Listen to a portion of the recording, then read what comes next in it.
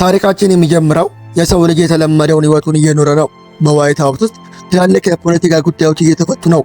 ከግድግዳ ውጭ ያሉ ተራ ሰዎችም ለነገ ህይወታቸው እቅድ ያወጣሉ። ነገር ግን በአንድ ጠዋት ሁሉም ነገር ተቀየረ። ባልታወቀ ምክንያት በዓለም ዙሪያ የሚገኙ ሁሉም የወንድ ዝርያ በጥቅል አላለቁ። ከነዚህም መካከል የሀገሪቱ ፕሬዝዳንት የሚገኙበታል። በህይወት የተረፈው ብቸኛ ወንድ ዮሮ ብራውን የተባለ ተሰጥኦ የሌለው ወጣትና የቤት እንስሳው ኤርሰን የተባለ ዝንጀሮ ነው። በድንገተኛ አደጋ ወቅት ሬጂና ኦሊቨር የተባለች ሴት ፕሬዝዳንቱን መረከም የነበረባት ቢሆንም ነገር ግን አደጋው በተከሰተበት ወቅት እሷ ውጭ ሀገር ነበረች። ከዚያን ጊዜ ወዲህ ስለ እሷ ምንም ወሬ የለም። የተፈጥሮ መለወጥና መጥፋት ወደ አስከፊ ውጤት አመራ። በከተማ አመፅ ተቀሰቀሰ።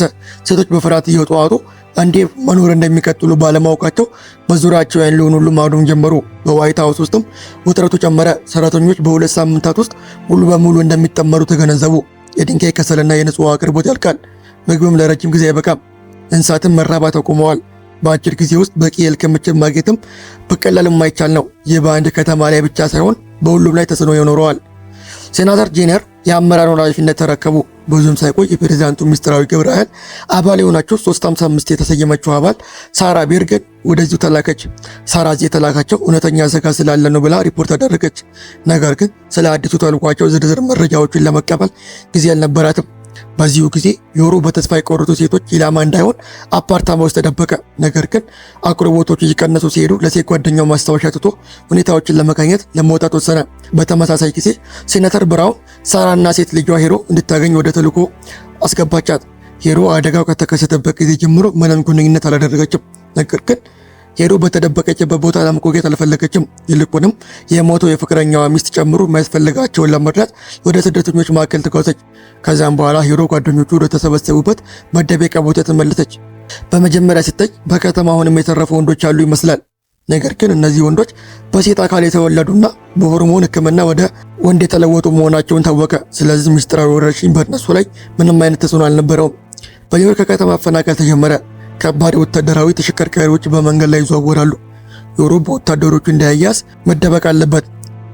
አሁንም ቢሆን ለሴት ጓደኛው ሌላ መልእክት ለመተው በአካባቢው ወደሚገኝ ቡና ቤት መግባት የቻለ ሲሆን እሷ በህይወት እንዳለችና የሱን ፊርማ ካየች በኋላ ወደ ቤት ልትመለስ እንደምችል ተስፋ ማድረጉን ቀጥሏል።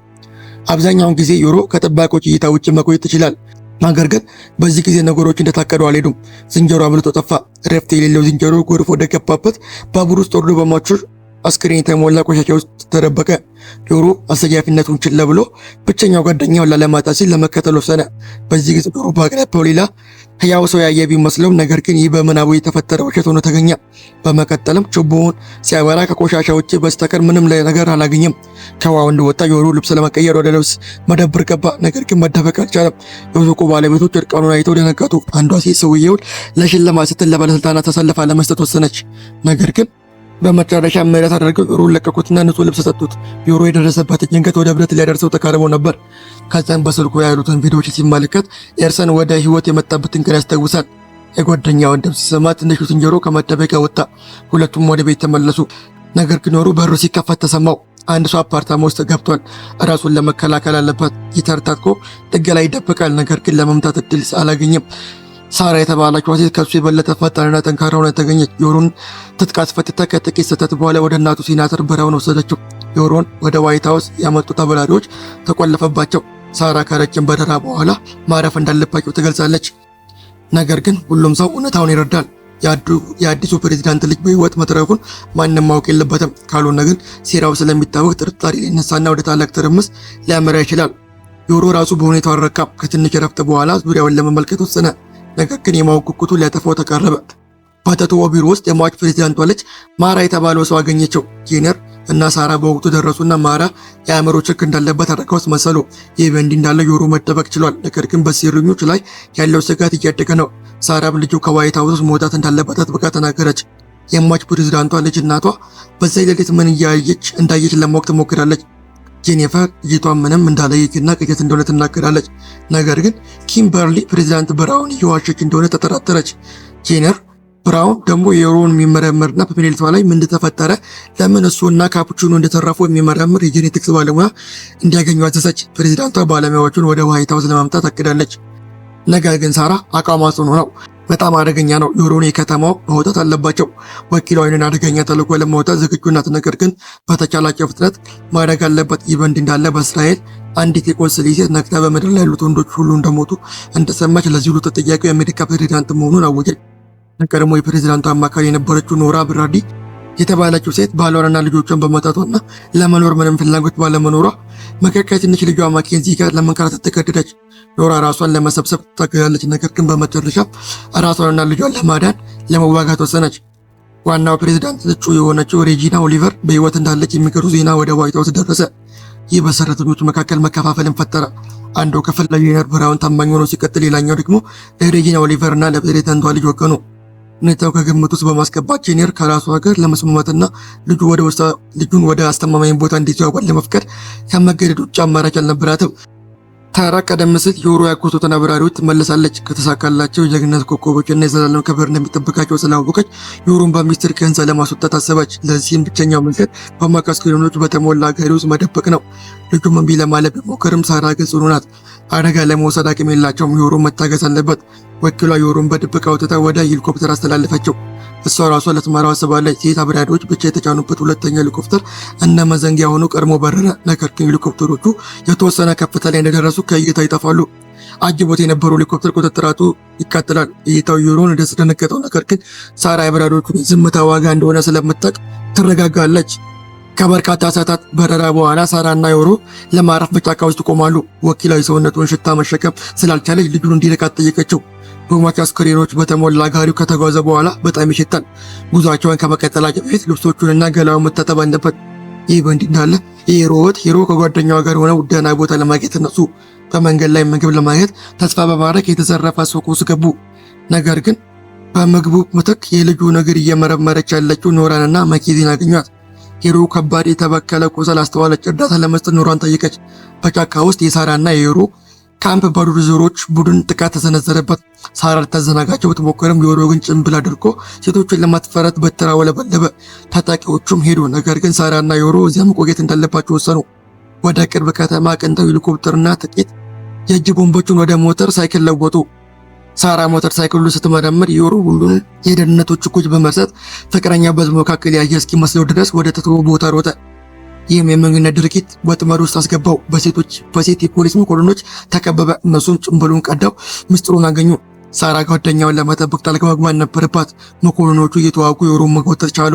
ነገር ግን ነፃ እንደወጡ ወዲያውኑ ሳራ ሞተርን አቆመች። ይህ ሰውዬ ትልቅ ድንቁርና ውስጥ እንዳለና ለተልዕኮ ምን ያህል አስፈላጊ እንደሆነ ለማስታወስ ፈለገች። እሱ የነበረው ተልዕኮ የመሆን ድርጊት ሊያበላሸው ተቃርቦ ነበር። ይህ በእንዲህ እንዳለ ሂሮ ጓደኛዋና አዲሶቹ ጓደኞቻቸው በተተወ የሴት መጠለያ ውስጥ ሌሊቱን የሚያሳልፉበት ቦታ አገኙ። ሂሮ ለኖራ የልጅቷ የጤና ችግር እንዳለባትና አንቲባዮቲክስ እንደሚያስፈልጋት ተነገረች። ነገር ግን ፋርማሲዎች ለረጅም ጊዜ ተዘርፈዋል። በፍርሃት ተውጣ ኖራ ወደ ውጭ ወጣች። ነገር ግን አዲስ ፈተና ገጠማት። የቤቱ ባለቤቶቹ እንደሆኑ የሚናገሩ ፈረስ ጋላቢዎች መጡ። ሌሎቹ ጎብኚዎች በፍጥነት በፈረስ ጋላቢ ሴቶች ተገኙ። ምግብ የሚበሉትን አፍ ለመቀነስ ወደ ጋጣ ተወሰዱ። ሆኖም ኖራ አንድ ነገር አስተዋለች። ከፈረስ ጋላቢ ሴቶች መካከል አንዱ ቆስሏል። ኖራ ሂሮን ልጅቷን እንድትመረምርና እንድትረዳ ጠየቀቻት። ሂሮ በተቻላት አቅም ብትሞክርም የጥይት ቁስል በጣም ከባድ ነበር። የሰዓታት የቤት ውስጥ ቀዶ ጥገና ምንም መሻሻል አላመጣም። የሴትዮዋ ሁኔታ እያባባሰ ሲሄድ የቡድኑ መሪ ሮክሳን ስትሰቃይ ለማብቃት ወሰነች። ሮክሳን ደግና አስተዋይ ሆና ተገኘች። እንግዶቹ ሌሊቱን በቤታቸው እንዲያድሩ ጋበዘች። ለማኩት የሚያስፈልጋትን አንቲባዮቲክስ እንደምትሰጣት ቃል ገባች። ቡድኑ ሮክሳንን ሲከተል ሂሮ አንቲባዮቲክሱ ለቡድኑ እንደማይበቃም ተገነዘበች። ይህ በእንዲህ እንዳለ ሳራና ዮሮ ወደ ቦስተን ጉዟቸውን ቀጠሉ።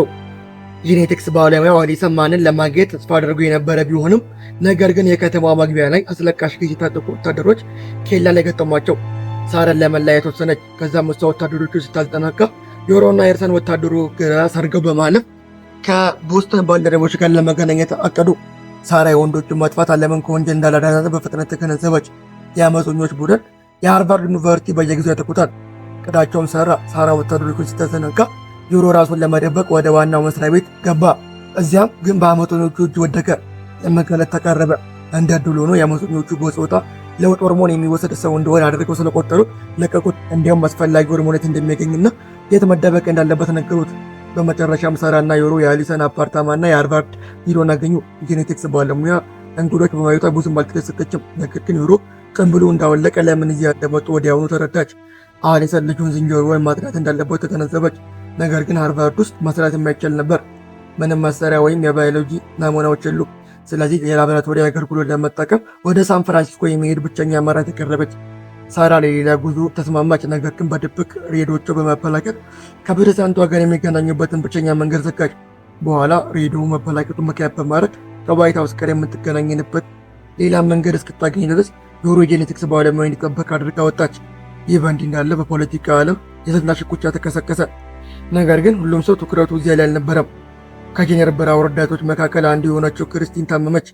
አርግዛ ስለነበር ጽንሱ እንዳይወርድ ፈራች። ነገር ግን አልትራሳውንዱ እርግዝናዋ እየቀጠለ መሆኑን አሳየ። የሚወለደው ሕፃን ወንድ የመሆን ዕድሉ ከፍተኛ ነበር። ሳራ አንድ እንግዳ ቤት ገባች። የቤቱ ባለቤት ምስጢራዊ ወኪል ተመሳሳይ ችሎታና አደገኛ እንደሆነ የተገነዘበች። በሁለቱ ሴቶች መካከል ትግል ተቀሰቀሰ። ነገር ግን መነጋገር ሲጀምሩ ሁለቱም በአንድ ድርጅት ውስጥ እንደሚሰሩና ለተመሳሳይ ዓላማ እዚህ እንደመጡ አወቁ። ሄሊኮፕተሩ መከስከሱን ከሰማች በኋላ ጄኔራል በጭንቀት ተዋጠች። ነገር ግን ክርስቲን ልታረጋጋት ሞከረች። የፍለጋ ብሩ ያገኙት የሁለቱን አብራሪዎች አስክሬን ብቻ ነው። ፕሬዝዳንቷ ሳራ አስፈላጊ ምስክሮችን ለማስወገድ ብላ ብልሽቱን ብላ እንዳደረገችው ጠረጠረች። አስፈሪ ሀሳብ መጣባት። ጆሮ አደገኛ ወንጀለኞች ጋር ነው ያለው። ሳራ በእሱ ላይ ምንም እንደምታደርግ ምንም አያውቅም። ዋናዋ ፕሬዝዳንት እጩ ሬጂና ኦሊቨር ወደ ዋይት ሀውስ መጣች። ይህን ዕድል በመጠቀም ኪምበርሊ የተጣለችውን ጄኔራል ብራውንን ለማስወገድና ስልጣኑን ለራሷ ለመያዝ ሴራ መቀድ ጀመረች። ይህ በእንዲህ እንዳለ አሊሰማን የምርመራ ስኬታማነት እንደምትተማመንበትና ለሂሮ ተናገረች። ወንዶቹን ለምን እንደሞቱና የወንድ ዝርያ እንደገና ማደስ ይቻል እንደሆነ ማወቅ ትችላለች። ለሂሮና ለዝንጀሮ አስቸጋሪ ጊዜያት እየመጡ ነው። በቅርቡ የሙከራ ርዕሰ ጉዳዮች ይሆናሉ።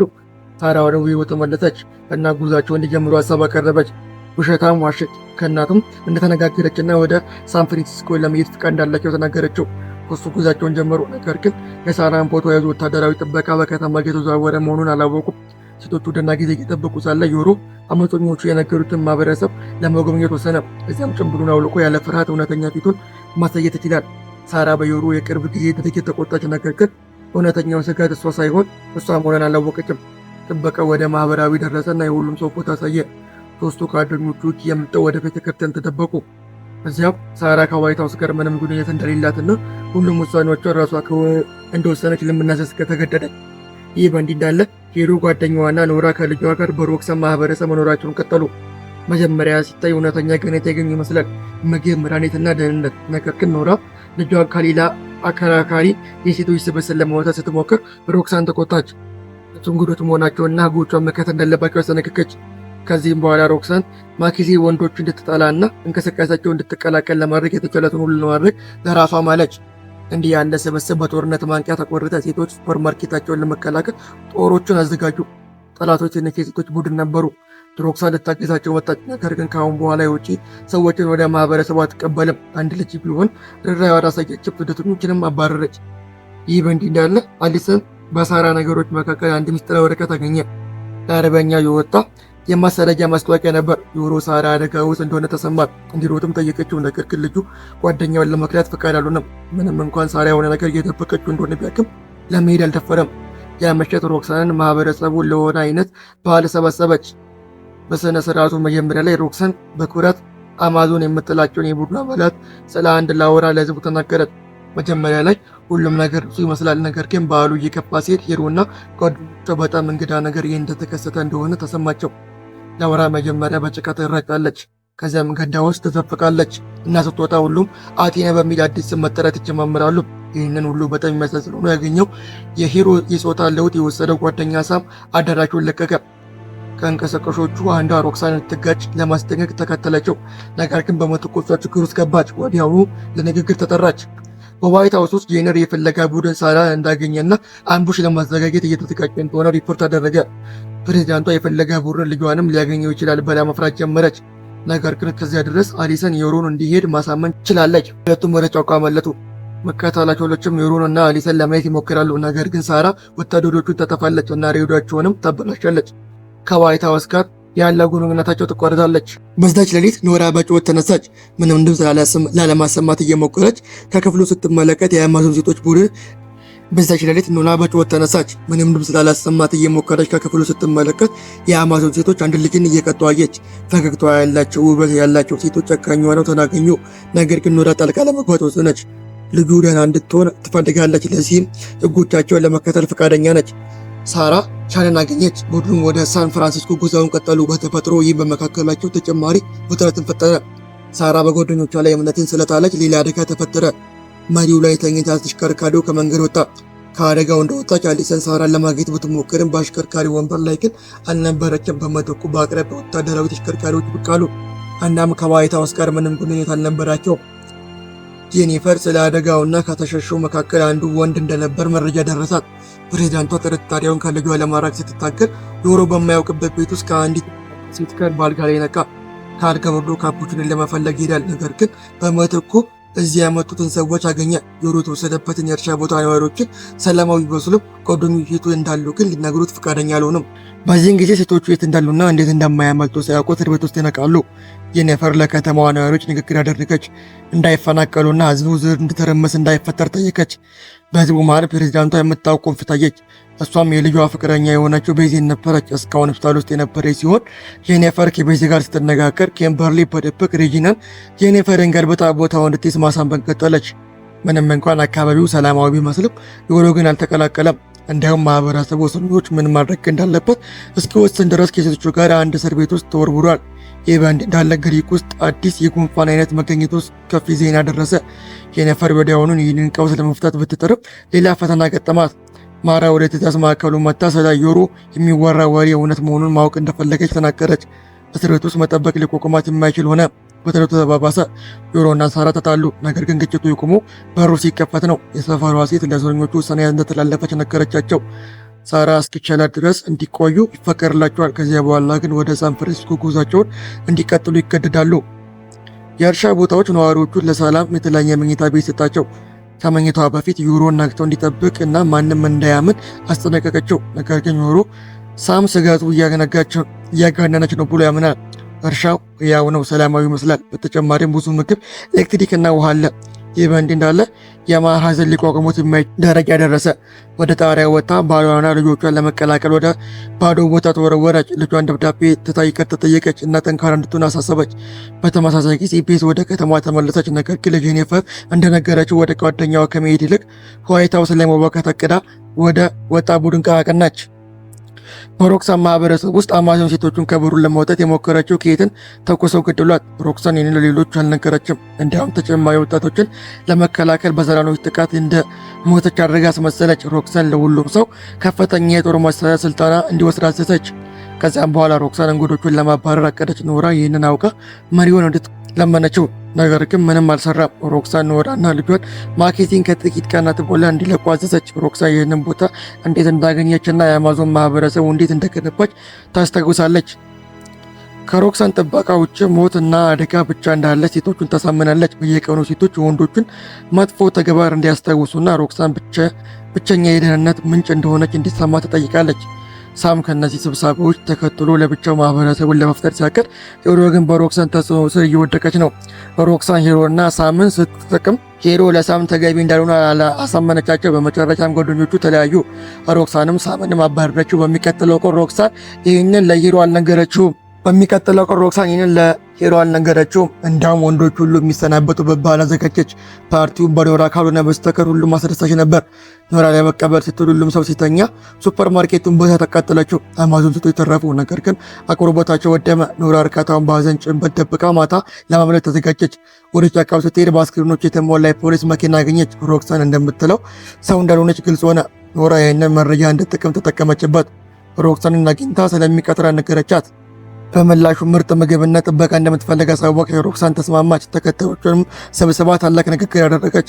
ሳራ ቀስ በቀስ እያገገመች ነው፣ ነገር ግን አሁንም ቅዠቶች ያሰቃዩታል። በተመሳሳይ ጊዜ ደግሞ ስለ ዮሮ የነበራት ጥርጣሬ ያደገ። ሮክሳን ዮሮንን ሌላ ማህበረሰብ እንድታገኝ ላከቻት። እዚያም የሴቶችን መብት ለመጠበቅ በሚል ሰበብ ወንዶችን ለማጥላት መታሰቢያ ሰርተዋል። ሮክሳን ምግቦችና አቅርቦቶችን ለማሰረቅ ወረራ አደረገች።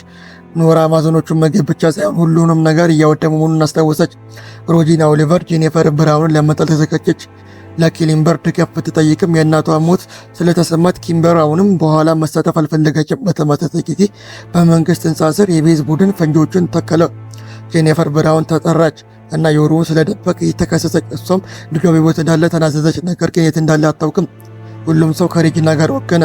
ድንገት ፍንዳታው ሕንፃውን አናውጠው። አመፀኞቹን በቤዝ እየተመሩ ገቡ። ጄኒፈር ለቀቋት። ነገር ግን በሬጂና ስግብግብነት ሁሉም ነገር በውዥንብር ተጠናቀቀ። ሬጂና ዮሮ በህይወት እንዳለ ስትጮህ አንዱ አመፀኛ በግንባሯ ተኩሶ አሰናበታት። ነገር ግን ሚስጥሩ ወጣ።